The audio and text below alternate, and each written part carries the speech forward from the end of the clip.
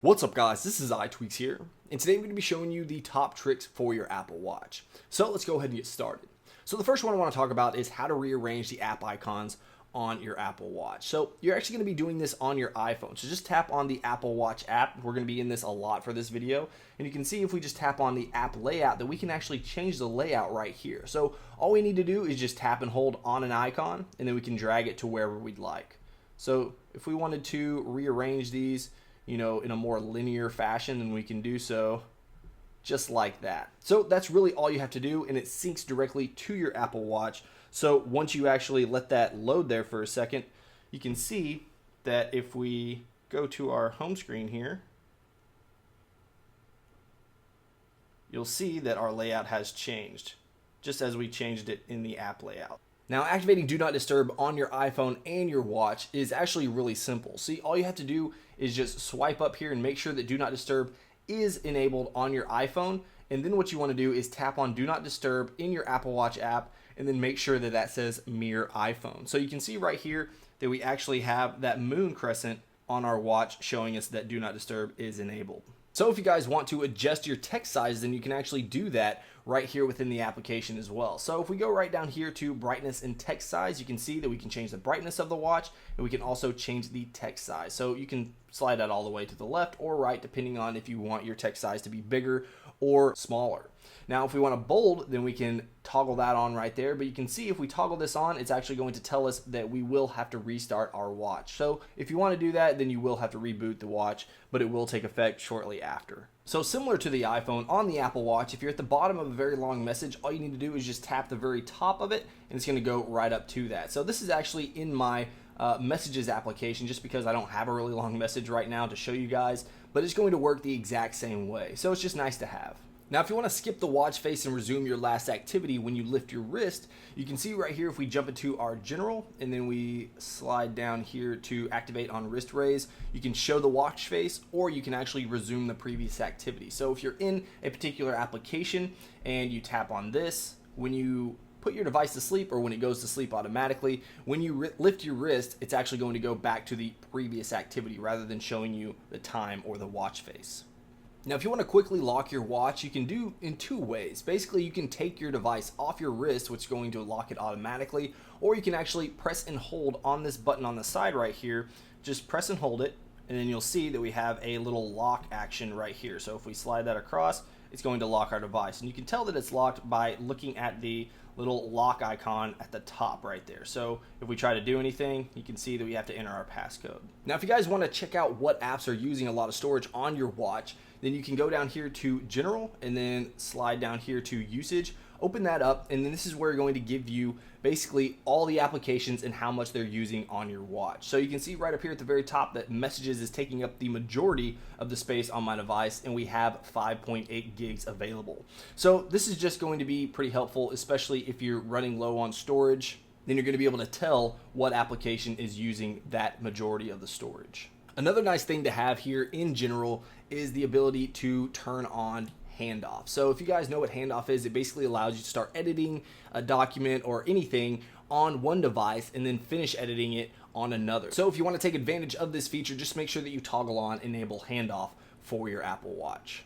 Next, if you want to take advantage of the cover to mute feature, then you can see right here if we go into our sound and haptics, tap on that, and then you have this toggle right here that says cover to mute. So basically what happens if your device, your watch, starts to sound off an alarm or a notification and it's just continuing and kind of annoying, you can always use the cover, which basically you just put your hand over the device and it's going to silence that notification or that alarm. So it's just a little bit easier than having to press a button on the device itself or actually dismissing it altogether. Of course, if you want to quickly navigate from the home screen to the watch face, and you can just hit that digital crown button and it's going to take you to either one of those. So that's basically how you jump from back and forth between the watch face and the digital crown. Now, if you're on the home screen here, you can actually zoom in as well. So if we go back here, you just start to scroll the digital crown, it actually zooms in on that application right there, which is the watch face, and it brings it right up. Now, maybe you also want to add photos to your watch. This is not something that I've actually found handy to have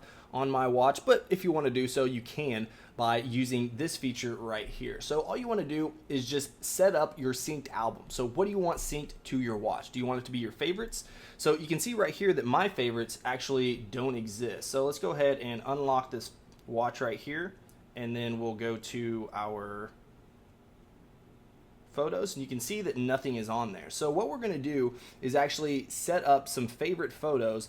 That way we can see some photos on our Apple Watch. So we're going to jump in here, and let's just say we were going to favorite this photo right here. So now at this point we should have this photo on our Apple Watch. So let's go ahead and check that out right here. So let's unlock the device here,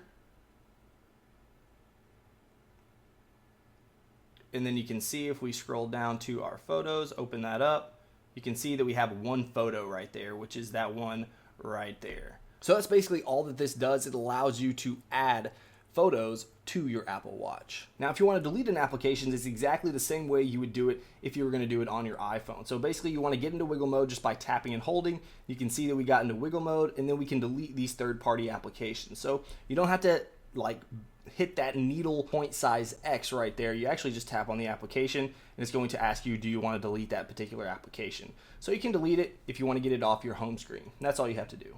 Now, one of the coolest features I think of the Apple Watch, maybe it's not that cool, but it's something that's came in very useful for me, is how to find your iPhone using your watch. So you can see right here, if we go ahead and log in or you unlock our device, all you need to do is, if you know your device is pretty close, so let's say you actually lost it in your apartment or whatever, you can see that if we just swipe up here for our glances and we swipe all the way to the left, you'll actually see this button right here at the bottom. So if we tap on that, it's actually going to send off a chime basically from our iPhone, allowing us to find it. So if we tap on that,